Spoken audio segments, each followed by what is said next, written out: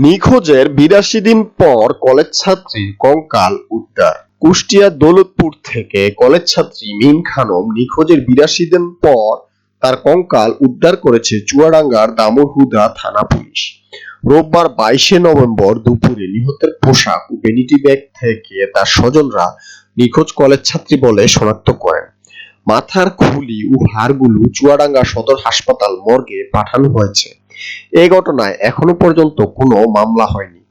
নিহত কলেজ ছাত্রী মিম খানম কুষ্টিয়া জেলার মিরপুর উপজেলার পিপুলবাড়িয়া গ্রামের মধু খানের মেয়ে ও আমলা সরকারি কলেজের দ্বাদশ শ্রেণীর ছাত্রী।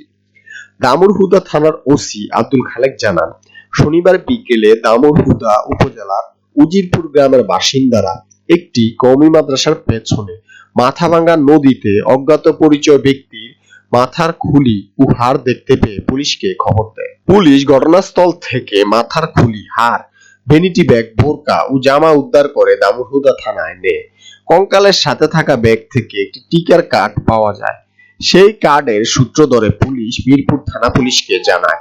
রোববার দুপুরে নিহতের মা-বাবা ও স্বজনরা দামুড়হুদা থানায় এসে ব্যাগ ও পোশাক দেখে তাদের নিখোঁজ মেয়ে বলে শনাক্ত করেন। ওসি আরো বলেন, হত্যা রহস্য উদ্ঘাটনে পুলিশ কাজ করছে, মামলা প্রক্রিয়াধীন। নিহতের বাবা মধু খান বলেন, নিখোঁজের দিন নানা বাড়ি থেকে নিজ বাড়িতে ফিরছিল মিম। সে আর বাড়িতে ফিরে আসেনি।